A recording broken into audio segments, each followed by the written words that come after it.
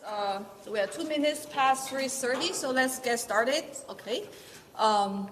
So I'll do the introduction first. Good afternoon, everyone. So it's my pleasure to introduce Professor Julia Greer from Caltech, who is visiting us today as our Thayer Visionary in Technology Distinguished Speaker. We actually haven't had VIP speaker for quite a while since COVID. So Julia is... Really? Yeah, yes, exactly. So we did a lot of like during COVID, we just didn't do any like... Didn't do it? Yeah, VIP Distinguished Speaker series. So very honored. So Julia is from Caltech. So and she's currently please excuse me if my pronunciation is not correct. The Ruben F. Donna Mettler Professor of Material Science, Mechanics, and Medical Engineering. She's also the director of the Cavity Nanoscience Institute and the editor-in-chief of the Journal of Applied Physics. Julia has received numerous very prestigious awards, which include she recently received the Ehringer Medal from the Society of Engineering Science, and she was also the AAAFM Heidler Award and was named Van Never Bush Faculty Fellow by the U.S. Department of Defense, and also CNN's 2020 Visionary. So Julia was named one of the 100 most creative people by Fast Company and a young global leader by World Economic Forum. Okay, so I'll pass the stage to Julia. Julia will talk about her research on creating and characterizing nano and micro-architected materials through 3D lithography, nanofabrication, and additive manufacturing. Okay, so I'll pass the stage. Thank you. Thank you very much, Fiona, first and foremost, for inviting me 3 times now. I'm so glad to finally be here, and you guys have a beautiful campus, absolutely beautiful. So huge thank you to all of you for choosing to be here instead of outside, where it's so lovely right now.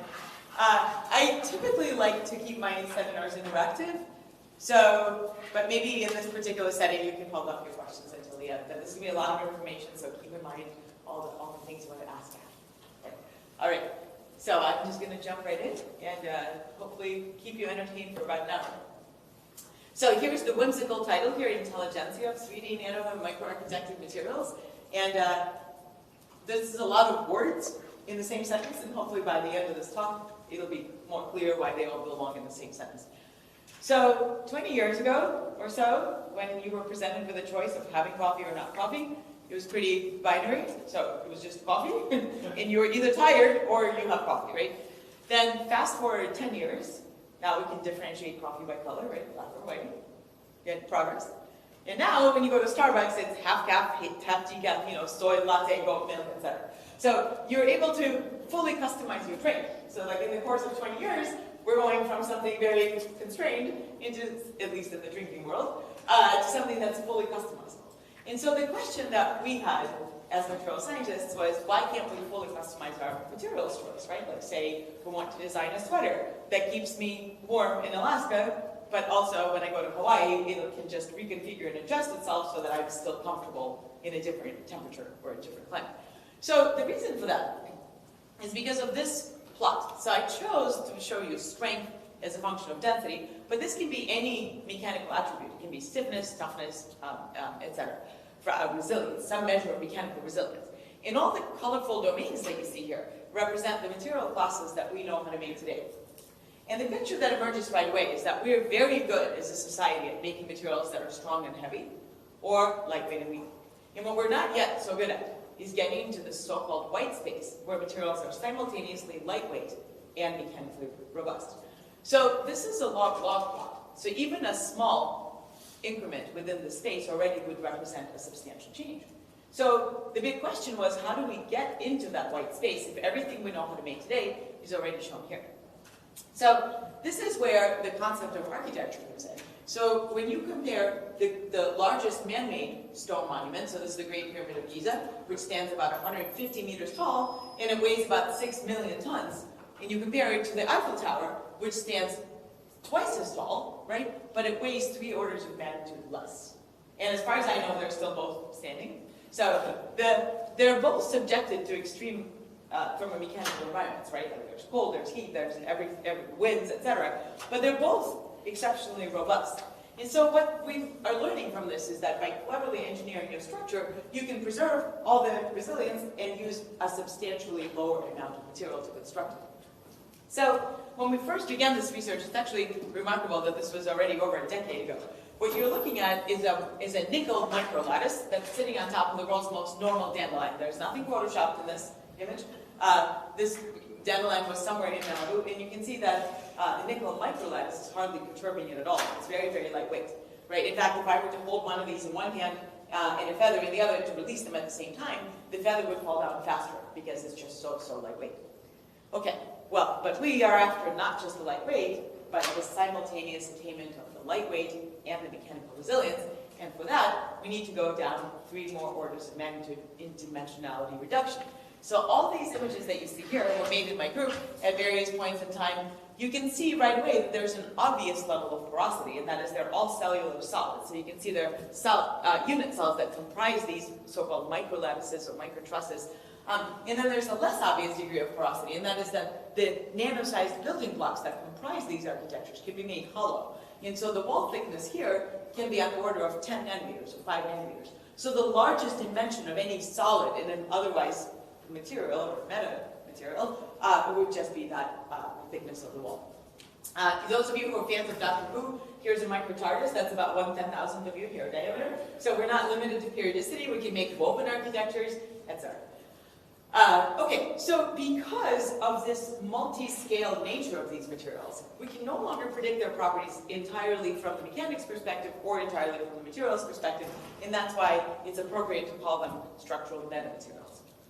Okay, so hopefully I've convinced you at this point that they're very lightweight, right? So they're very open porous type material architectures, but I have yet to show you that they are in fact stronger, or at least somewhat more mechanically resilient. And for that, we'll look into the work that I actually did for my PhD in part. If we were to plot some kind of strength as a function of material size, and this is all for single crystalline metals, so things like gold and silver and nickel, things we're very familiar with.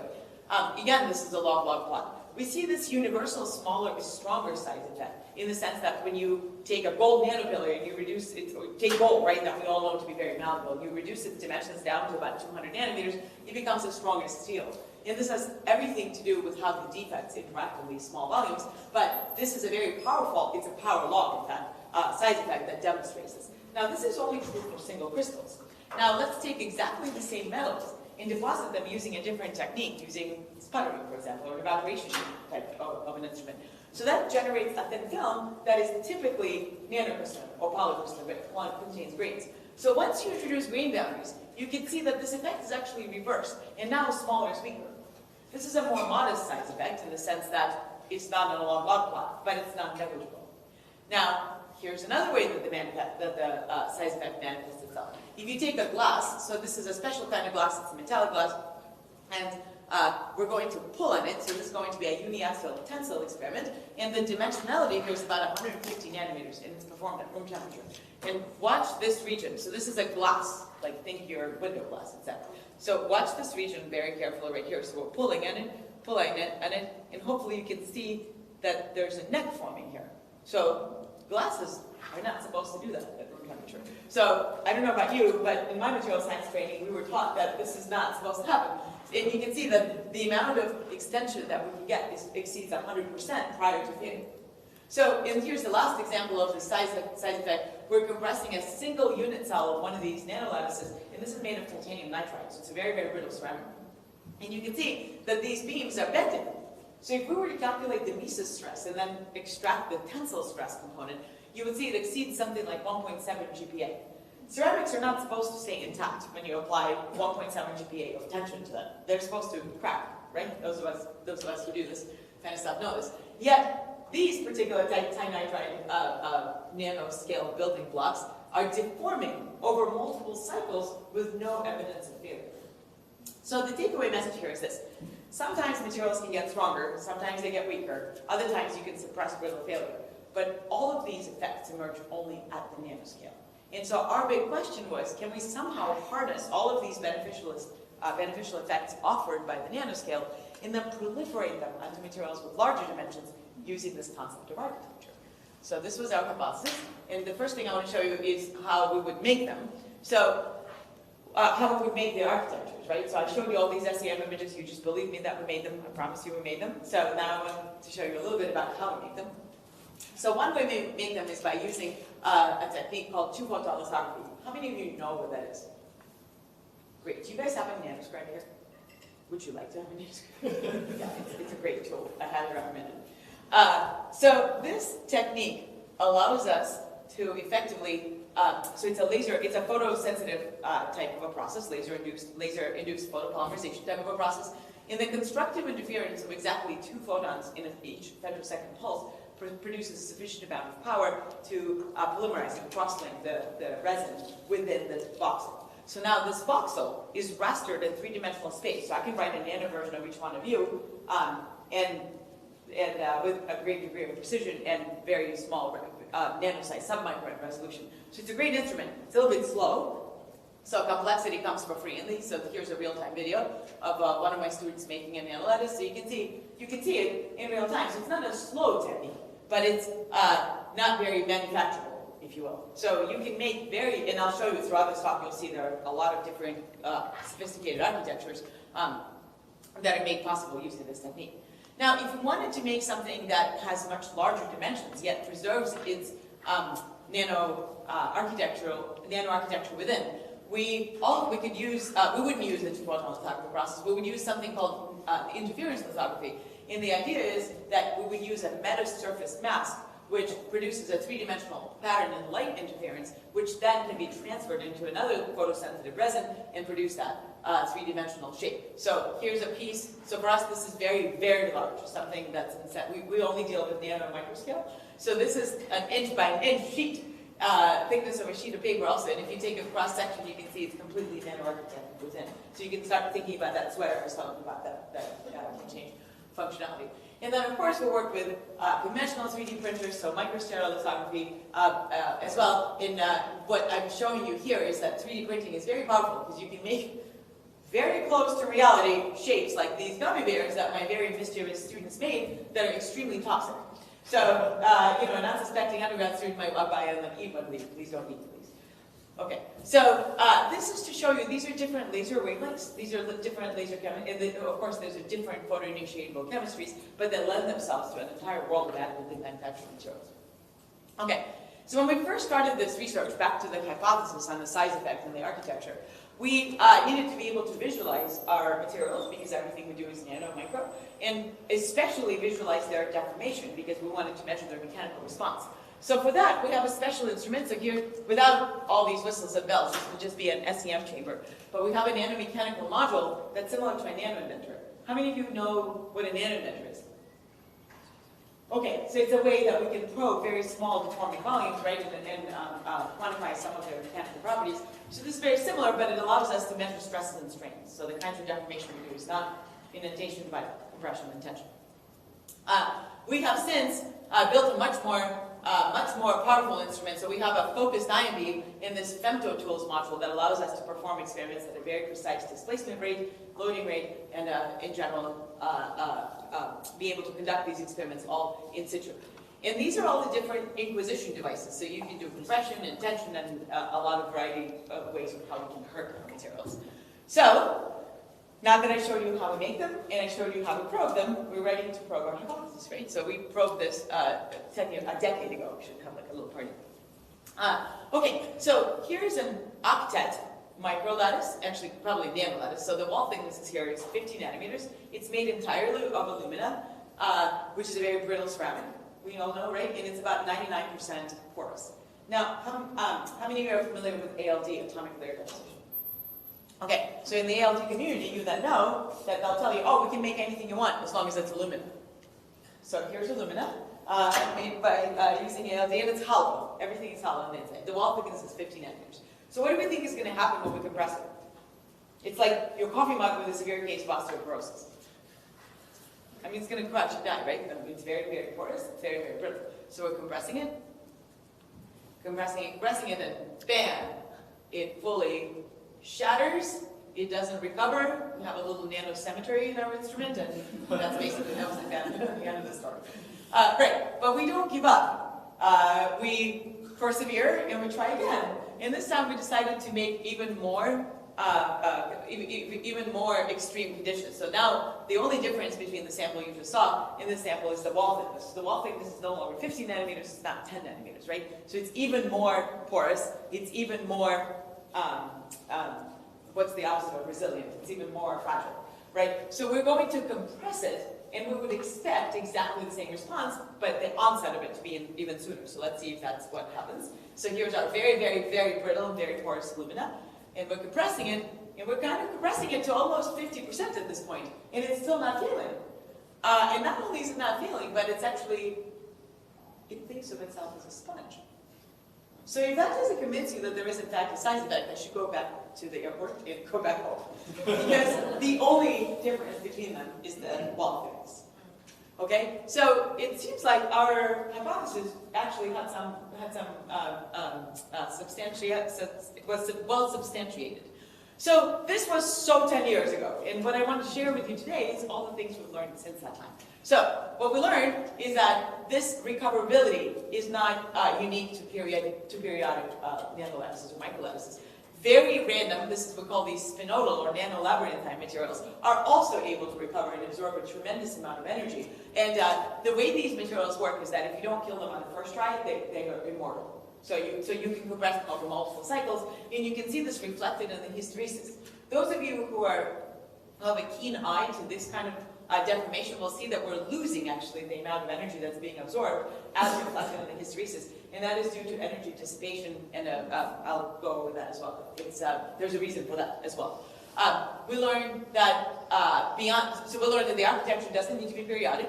We learned that we can build density gradients into a material. So look at this one, for example. It has two distinct, discrete density regimes, and the bottom half of this material fully deforms and densifies prior to the top half even realizing that it's being compressed. And you can see that reflected not only in the deformation, but also in the stress strain data. So now you can prescribe different density gradients, for example, different density paths to effectively induce a specific deformation trajectory.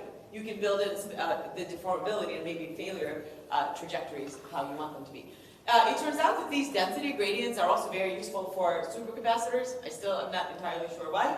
Actually, I know why. But this was another outcome of this. It just points to the multifunctionality of these materials, that these density gradients actually affect the breakdown of voltage, and you can make supercapacitors, which is regular capacitors, out of them. Another thing we learned was that these architectures can be made very complex. So this, for example, is a fractal nanolattice where each beam is made of self-similar unit cells. And you can kind of like a crane, right? And so in the lowest degree of hierarchy, you start seeing this very pronounced buckling, and we expect this to fully break and fracture those points in their recovery every single time. So this recoverability and this size effect that influences the architecture is real, first of all, and it's preserved even under very complex loading conditions and in very complex architectures. So there's a clear mechanism behind this. So, and notice the similarity here is that they're all hollow. They're all brittle, which is why we're surprised by this behavior, and they're all hollow. So, would you like to know why this happened? This is kind of unusual for them to recover, right? Okay, so there's this, those of you who speak mechanics, there is this elastic instability called shell buckling. So a lot of our architectures are beam-based, and so when we did this study, we hadn't yet deviated from periodicity. So in the beam-based architectures, there's this critical T/R ratio, which means T/A rather. So the thickness of the cylinder over the radius of the cylinder, which sets the criterion for it being able to undergo this elastic instability, which of course gives rise to the full recovery. So in this particular situation, because it's a brittle material, we would set this buckling criteria equal to the fracture strength of this material, of the aluminum, of the ALD aluminum. So it turns out that for this specific material, this critical ratio is 0.03, which means that below this ratio, your material will experience the elastic instability and it'll recover, and above this ratio, the material will fracture before, so you're not going to get a structural response. So let's see if this is what happens. So for the 10 nanometer wall thickness, this ratio is 0.01, so of course it's below the critical ratio, and we see recoverability for a variety of different unit cell dimensions. So it seems like that worked. And as we increase the wall thickness, and we first approach and then supersede this critical T/A ratio, we see the deformation becomes much more stochastic, much more catastrophic, and this last guy doesn't attract. This is the video you saw. So it turns out that the answer lies in mechanics, right? Well, so T/A is scale-free. So that means that if we were to build a building with exactly the same architecture, but now our wall thickness is 10 centimeters, and the beam diameter is 3 meters, the T/A is preserved, right, at 0.03, and I'm sure there's a building like this in Singapore somewhere. Then if a giant comes in and steps on this building, the whole building will spring back up, right? You're all laughing, this is great. When I give this talk and people are sitting in masks, I'm like, are they smiling? Hopefully you're smiling. Because this would never happen, right? But mechanics tells us that this should still happen. So where is the size effect here? It's implicit, right? So why? I'm so glad you all laughed. You guys are so smart. Why? Why would it not become? Mechanics tells us that it shouldn't. So what's the deal? Why not? Who just said green barriers? Okay, what if it's an amorphous material? Alumina doesn't. You're totally on the right track, but what if I told you this is an amorphous material, which it is? What's the more global? You're totally on the right track. What's the more global category of grain boundaries and dislocations and things like that? Defects! That's exactly right. You guys are so smart. Right. So the probability, so brittle materials fail at flaws, right? The probability of finding a flaw, maybe 83 gazillion flaws, in something that's 10 centimeters thick is 100%. And there's going to be a distribution of flaws, right? So first of all, the probability of finding a weak flaw is your material will fail at these local stress concentrations much before your structure even gets to think about a structural response, right? And then also the size of the largest flaw in something that's only 10 nanometers is only 10 nanometers thick is only 10 nanometers compared to a distribution of flaw sizes in something like this. So the size effect manifests itself here in our ability to produce materials that are much closer to ideality compared to these bulk materials. So if we were to fill out this room with alumina that's made in bulk versus nano-architected alumina, the nano-architected alumina will be a much better material quality. So it's all by teamwork. Okay, so our next pursuit was, well, so we showed that when the building blocks are hollow, they always recover. What if the building blocks are not hollow? So here's a carbon microfillet. This is pyrolytic carbon, and I'll tell you all about how we make them. So we decided that carbon is the best material. It's stiff, it's cheap, it's easy to make. This is a glossy carbon, it's not graphitic, and it's brittle, right? So let's see what our building blocks are doing. So again, did I mention that glossy carbon is very brittle? So here's our carbon micropillar. This is not even a nanopillar. This one is about 1.5 microns in diameter, and we're compressing it. And look at the stress level here. We're at about 5 GPa. I mean, this guy's clearly not enjoying himself. He's twisting, he's virulent, but he's deforming. Like, he's not failing. Like, he's persevering. So we got to about 7 GPa, actually in excess of 7 GPa. And it fully recovered. So this carbon micropillar thinks of itself as rubber. Things are upside down in the nanoscale. Nanoscale is very weird. So when we did some microstructural analysis, we discovered that the reason for that, well, I mean, this is also very strange, right? So we need to explain. The reason for that is entirely microstructural. So it looks like this particular pyrolytic carbon contains multiple fragments of sp2 hybridized carbon that are graphene-like, and they're curved. So these fragments are, because they're curved, and because they're able to undergo shear transformation. So when we apply a global axial stress or strain, the local shear transformations within the microstructure allow to accommodate that strain without failure. And so this is similar to the so-called STZ, or shear transformation zones in a metallic glass, which is the video that I showed you where the glass was deforming. Because basically, this collective shear transformation events are able to accommodate the full deformation without leading to catastrophic failure. So we worked with our collaborators at Tsinghua University who were able to reconstruct this exactly same microstructure in a molecular dynamics simulation, and sure enough, they showed that this is what happens here. By the way, nobody will believe ductility and compression. So if you're claiming ductility, or if you're claiming deformability, better do some tensile experiments. So here's our tensile data that shows, again, that for each diameter below 2 microns, our carbon micropillars are deforming to almost 30% each time.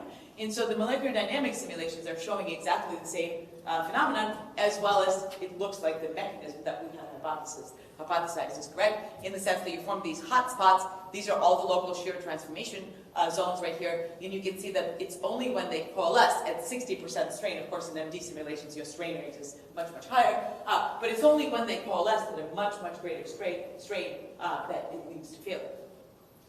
So here we are, right? So let's just remind ourselves where we are. We know that the hollow, brittle architectures always recover, and we just showed that the building blocks in the non-hollow, in the fully dense nanoscale building blocks are also recoverable. So, of course, the architectures are also going to recover, right? If we were to build some architecture out of nanoscale building blocks made of carbon, like out of the nanocarbon or microcarbon pillars, we're going to have the perfect material. It's cheap, it's lightweight, it's stiff, it's got electrochemical properties. This is going to be great. And guess what we learned?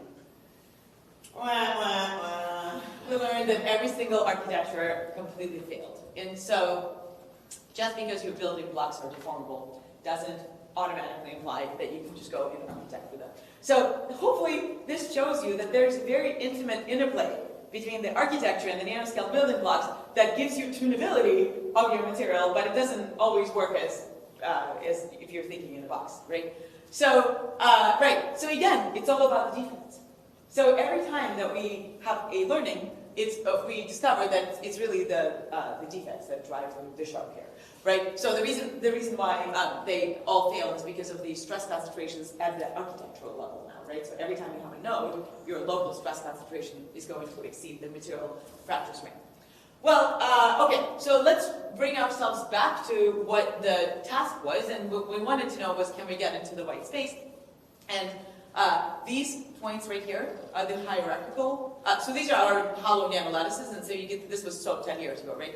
So you can see that we ventured into the white space, and we and many others can do much better. We can get into substantially more into the white space. You can see these two colorful ovals are the fractal nanolattices, so we bought ourselves 2 orders of magnitude in reduction in relative density, so we definitely have tapped into the white space. In our tensile experiments, we discovered that the hollow octet nanolattices actually outperform things like balsa wood and things that you would build maybe a lot of sports equipment out of, so their specific tensile strength is greater than that. And then we discovered that the carbon, the one that I just showed you, actually has a positive property in that in the higher density regime, it's the only material that can approach its theoretical limit. Everything else can't. So there's a lot to be explored. But right, so just to summarize this, it's always the defects in the nodes that kill the performance, and we need to be very, very much aware of this. So I just want to circle back to carbon, because we kind of made it seem like it was a bad material, but it turns out that we just didn't do the right experiment in it. So what we should have done on carbon to begin with is perform high strain rate experiments instead of these quasi-static experiments. So this is the so-called laser-induced particle impact test, or lipid technique, where you can shoot projectiles at a material. And my former student Carlos, who's a professor at MIT now, made these carbon nanolattices. You can see this is tethered. So how many of you are familiar with the word pyrolysis? Or the process pyrolysis? What is the number one thing that happens during pyrolysis that makes it very challenging to work? So we have to add heat. So sure. Okay. But what happens to your material when you pyrolyze it? So I think for example, depends on the material. Like polymer, it undergo decomposition. It will transfer to a different material if you use different kind of polymers. You're absolutely right. But what happens to the material shape? Shrinks tremendously, right? So during pyrolysis, thank you very much. During pyrolysis, every linear dimension will shrink by as much as 30%, which means that volumetrically it'll shrink by 90%. So good luck keeping your sample on the substrate. It'll just pop off. So that we learned that the hard way. So all of these tethers that you see started their lives as springs.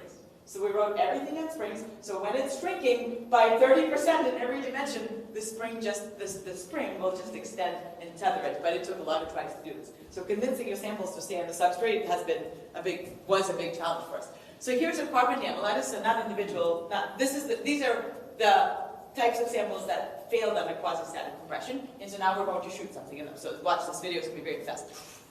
So you can see that projectile hitting it. And here's what we learned. We learned that the nano-architected carbon either completely repels the bullet, or the impactor, or the projectile embeds itself, or it embeds itself and then recoils. It never, ever transferred the impact onto whatever is underneath. And so what we learned about these materials is that they're actually particularly successful at mitigating impact. So the difference here is the relative density. So you can see that for the 14% density versus the relative density versus 23% relative density, we're actually getting close to the ideal impact mitigation. So it turns out that we're just doing the wrong experiment at carbon, and you can see these points, for example, are Kevlar. I think the green points here are Kevlar, and the red points are ours. And so what we're demonstrating is that these nano-architected carbon materials are actually particularly resilient against impact. They're not so good at quasi-static deformation, but they can certainly mitigate high strain rate deformation. So we were happy to learn this. So it turns out that this was the right application for nano-architected carbon going into hypersonics and high strain rate. Okay, so I spent a lot of time telling you that the defects is really what's happening here, and so the defects is what kills everything. So what you, whoops, oh my gosh, just went over. Yeah, so what I just showed you here is a tensile video where we had a notch, a tilted notch in the nano-architected sample, and what we're learning is that the failure always occurs orthogonal to the loading direction, regardless of the orientation of the notch, and it always propagates along the nodal plane.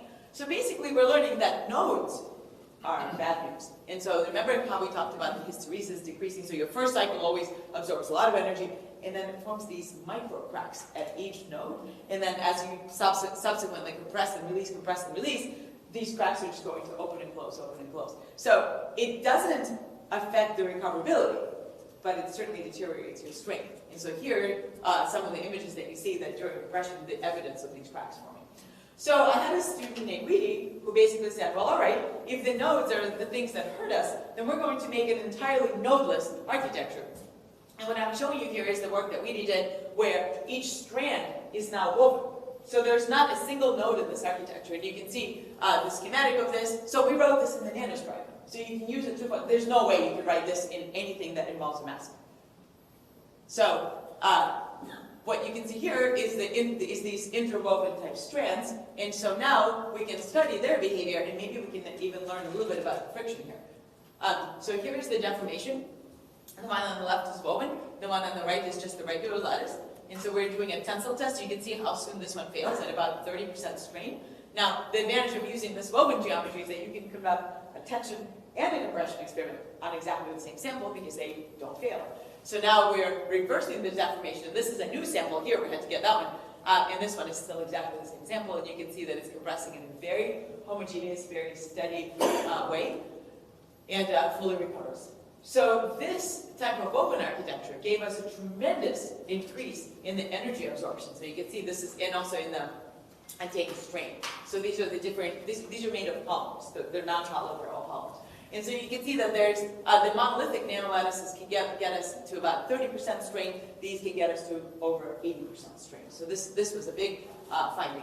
And so the way we thought about how to model this, and so now instead of the relative density being simply a function of the radius over length, so it's called the slenderness ratio of the beams, this is now the effective radius, right? So that's there's two different radii, right? Like there's now the radius of the actual strand and the radius of the beam that is the effective radius.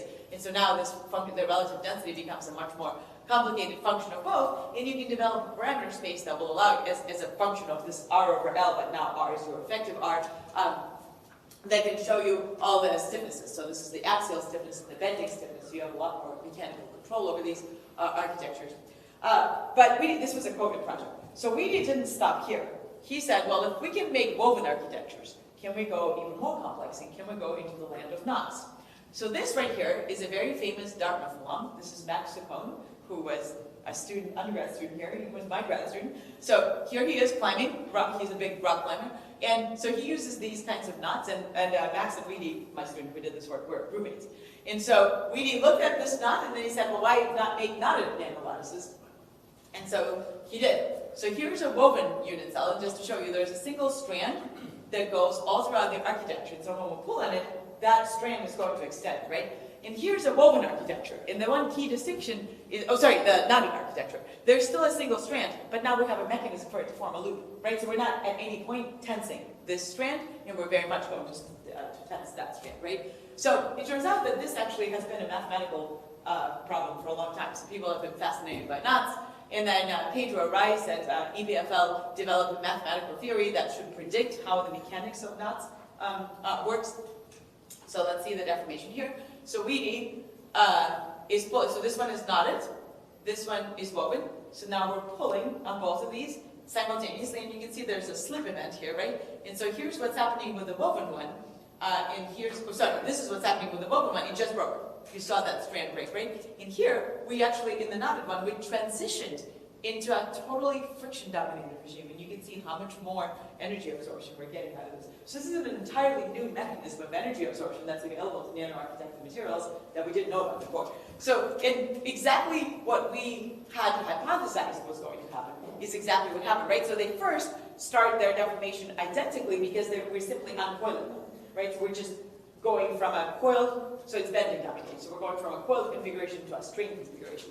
And then we start the tension experiment here until it fractures. But here we transition from tension into entirely friction-dominated behavior, right? So at that point we're just tying the knot. And the only way that the system is responding, the nano-architected material is responding, is by dragging by this friction force along the tying geometry, so for nano shoes. So we thought this was pretty cool. We can absorb a lot of energy by tying the nano shoes. Right. But there's actually a lot more to be learned in here. And so you can study, we can study friction in nanomaterials because that hasn't yet been quantified. Because one challenge we would give to any of you is to say, well, if the strength in nanomaterials is different, if the stiffness in nanomaterials is different, if the response to defects is different, who is to say that the friction is not different? And how do we even define friction, right? Because now we have surface stresses, we have terminated bonds, we're starting to approach that molecular and atomic level complexity, how it plays into the material level behavior, and I'll talk a bit more about this as well. So it turns out, so this is all based on Pedro Rice's theory here. So everything in red is something that we measure. So we measure the force, right? So this is in our experiment. We measure the strength.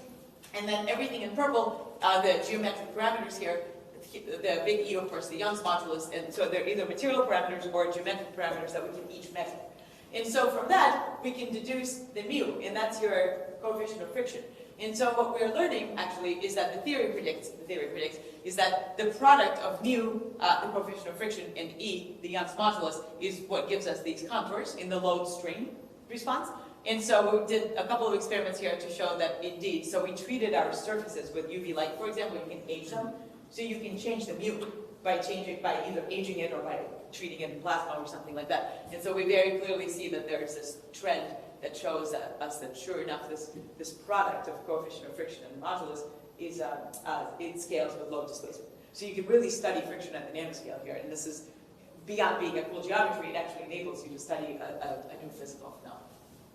Okay, let's all take a deep breath, and I'm going to shift gears entirely from mechanics. So actually, maybe this is how much time do I have? Like 20 more minutes or so? Yeah, 20 minutes. Great. Those of you who are mechanically oriented, because we're complete, so everything I told you up to this point was largely mechanically driven. And now we're going to completely shift into the world of additive manufacturing. So, which is going to be much more chemistry driven and like hydrogel and electrochemistry type of content. So if anybody has any mechanics questions, this would be a good time to maybe take a pause for a couple of minutes. So any mechanics related questions? Yeah.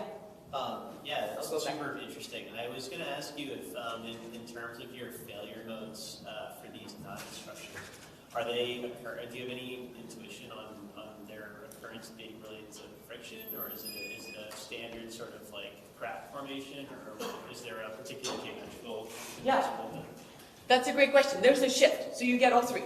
Oh. So you first, so this is what, but you're not going to let me play the video? Okay, hold on. Maybe I need to go to this and then to that. Yeah, so watch what happens. So here's the one that's knotted, right? That's the blue one. So we first just extend it. Then it slips, and this is all friction dominated. So this is all stretching dominated. This is bending dominated. And then let's watch it to failure. You're going to see this big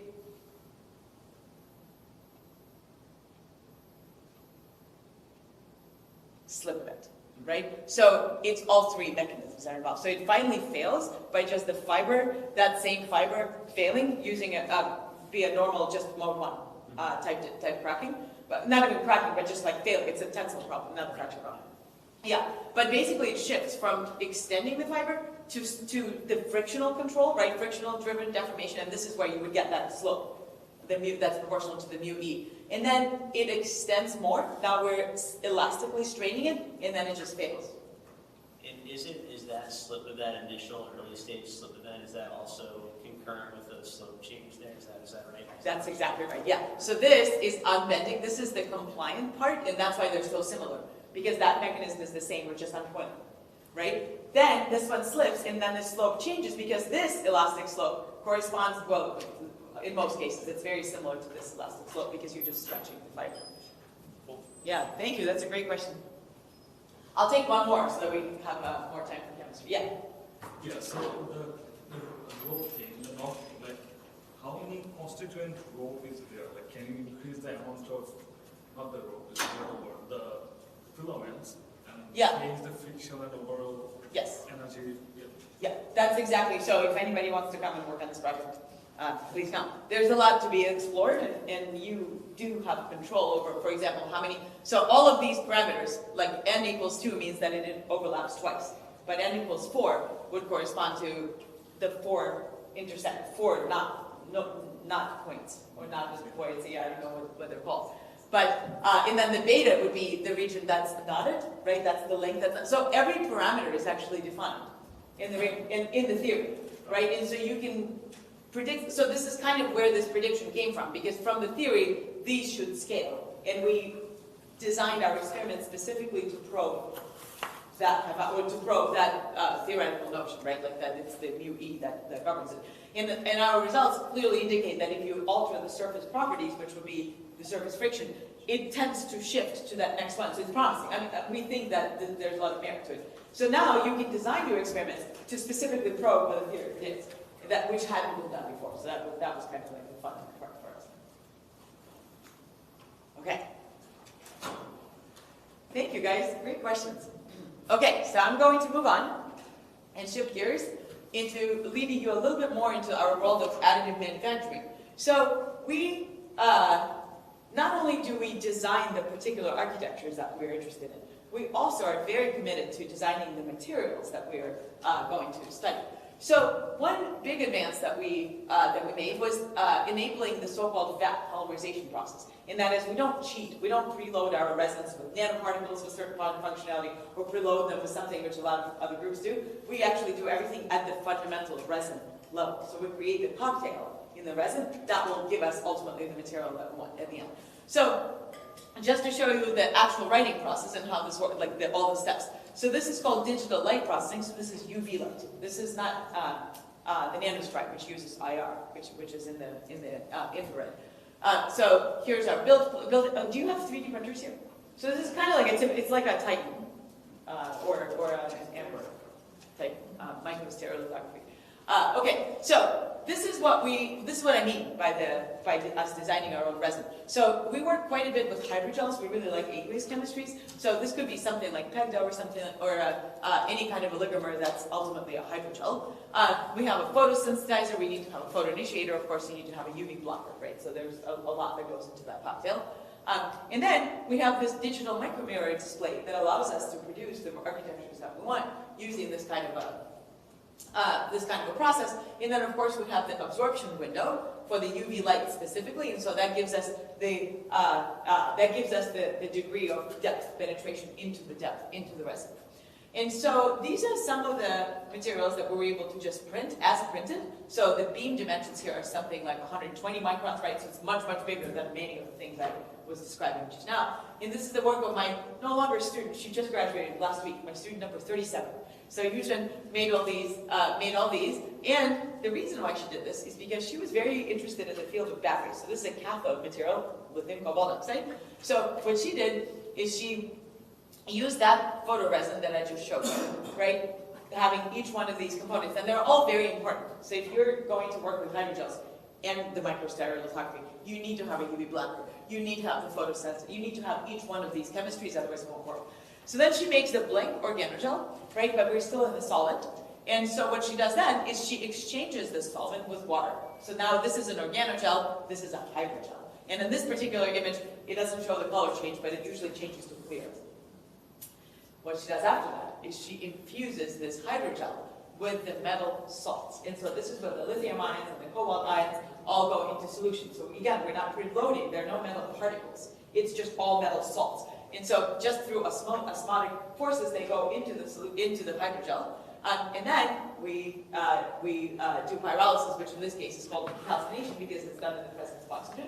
So we calcine these structures, and it forms the LCO, lithium cobalt oxide, and that's the process. So then the question is, okay, so we made this LCO, but is this actually LCO? Is this going to make a battery? And so sure enough, she put together these coin cells and would perform some cyclic voltammetry measurements, and we very clearly see exactly the signature that you would see versus lithium. This is a half cell, so versus lithium metal.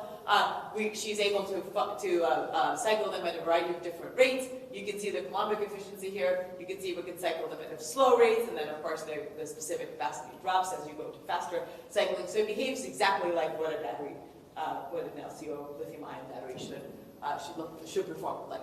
And then just to show you what it looks like. So normally your lithium cobalt oxide would be a slurry material, and you would have to add a lot of polymer binders, and you would have to add a lot of other junk basically that adds to the mass and takes away from your gravimetric capacity. And what Eugene was able to make is these lithium cobalt oxide electrodes that are fully architected, and the beam diameter is only 40 microns. So that's what happens during calcination. So we reduce the dimensionality from 120 microns to about 40 microns. So you can make a lot more surface area be available to this while preserving the mechanical robustness.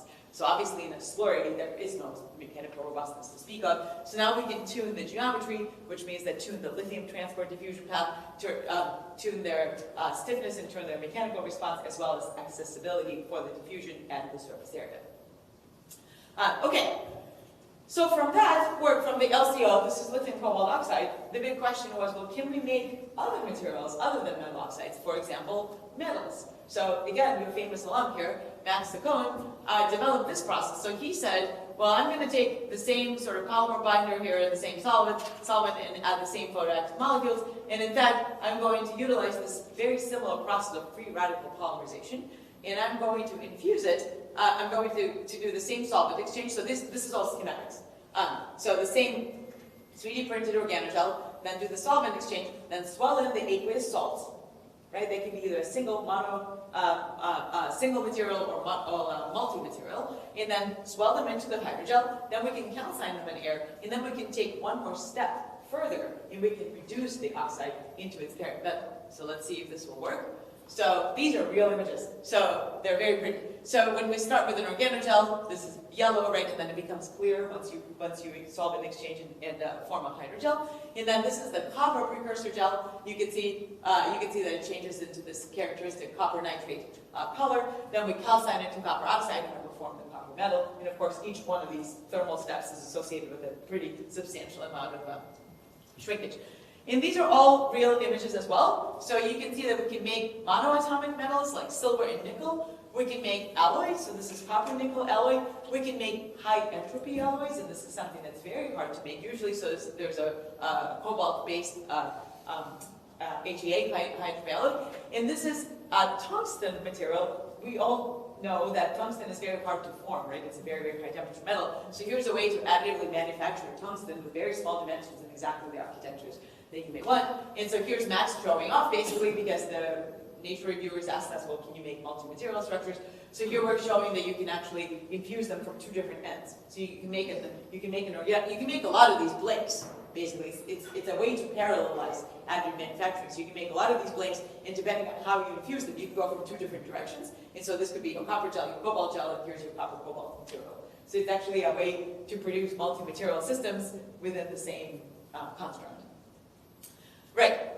So this was kind of a big breakthrough for us. So this one-pot photopolymerization process enables the additive manufacturing of a variety of different materials, which ultimately can produce metals with very precise additive manufacturing of metals.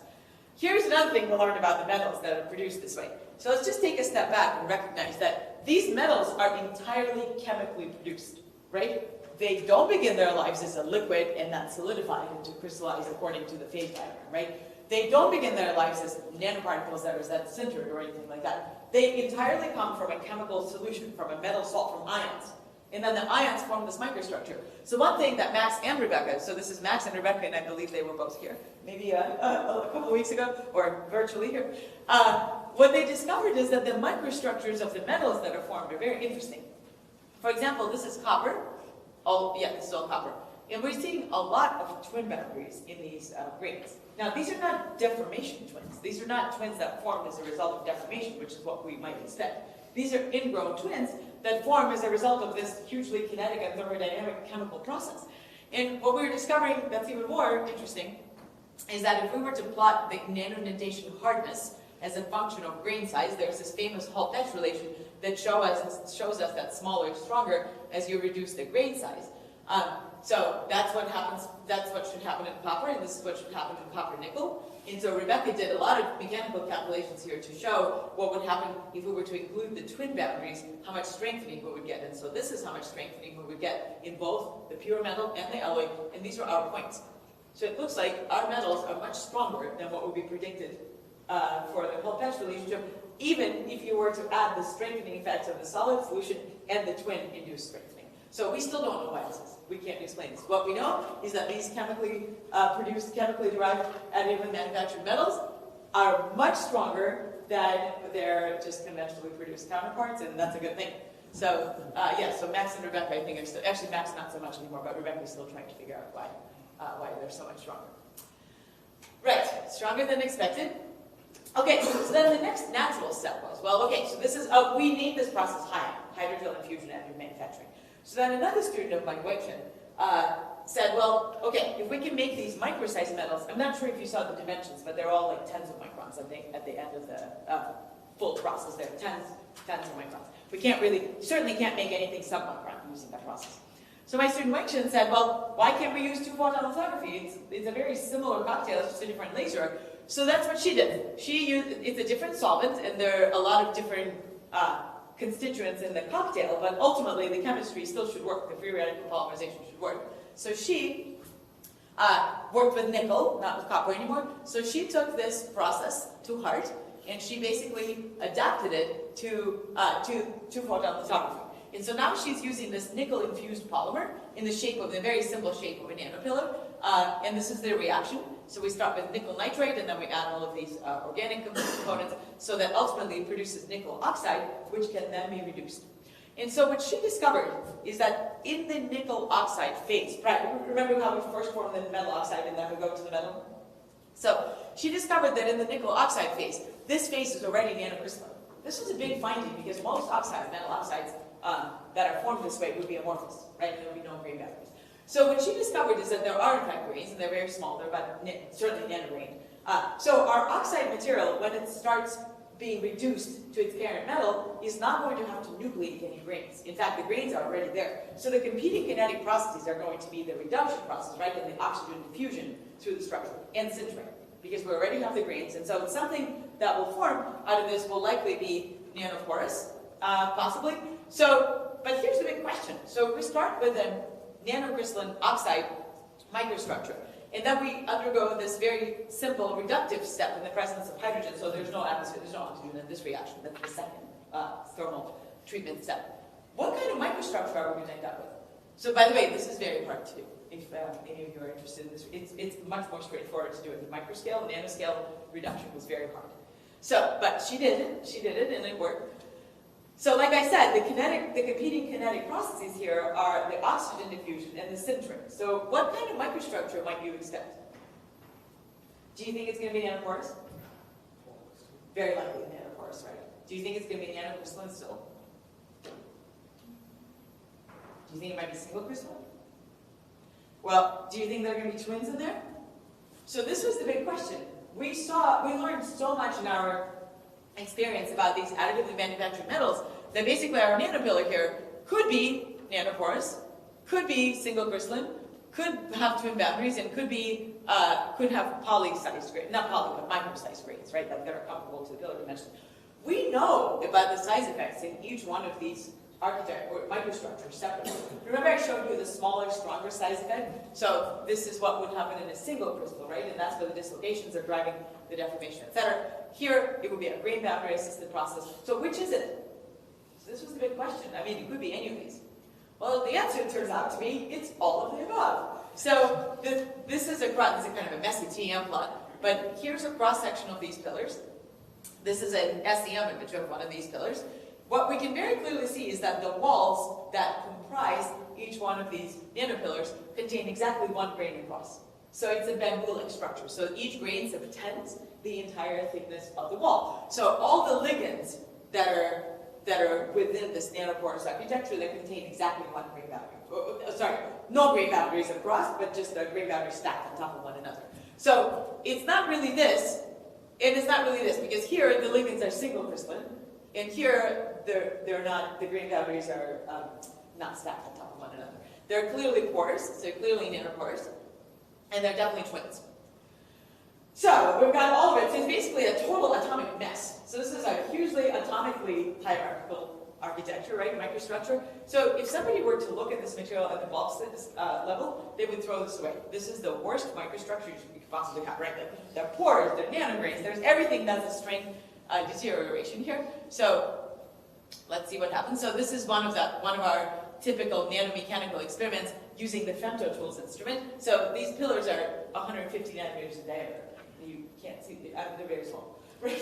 So you have to have a nanomechanical instrument that's very precise in the system to manipulate them, to actually test them. So this is one of the stress strain data sets that Wenshin was able to collect. And this is the pillar before the deformation, this is the pillar after the deformation. So you can see this giant slip event, right? There was a shear band formed and it slipped, but not like a single crystal slipped. This is not crystallographic slip. This is very much a kinetic slip over multiple grains.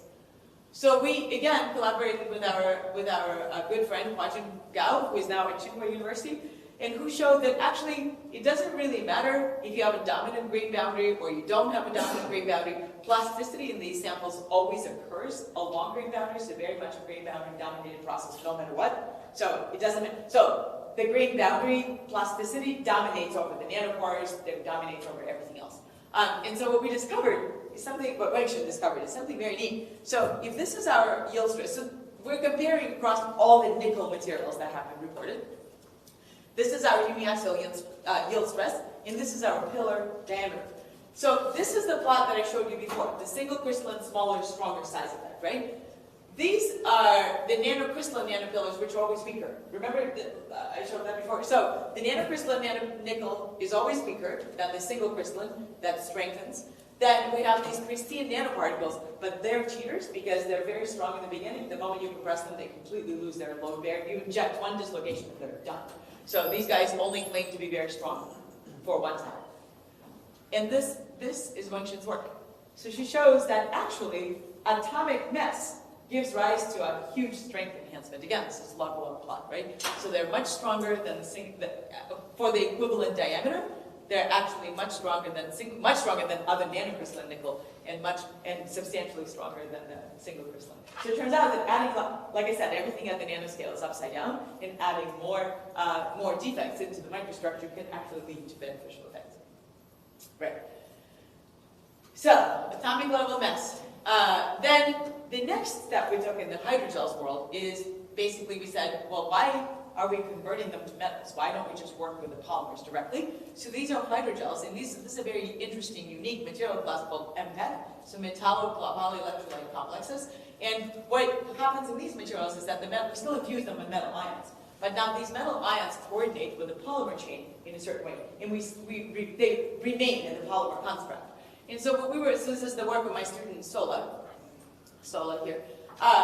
So what we're discovering is that there's a chemomechanical control. So changing the pH will affect the polyanion charge sparsity on the polymer backbone, so they'll coordinate in one way. And then the other very huge contribution is the metal valency. So these are divalent and trivalent. And so what Sola did is she used a regular 3D printer, this is again a UV 3D printer, and now she's using these metal complexes as the dynamic crosslinkers. So we're not adding another crosslinker, it's just the metal ion itself that's going to crosslink these. All real images here, they're very pretty. So you can see that she infused them with a variety of different metals, and she's spanning the valency here, right? So we have monovalent, divalent, and trivalent metal ions, and you can see they all go into solution, and they're all amenable to 3D printing. And so here's what she discovered.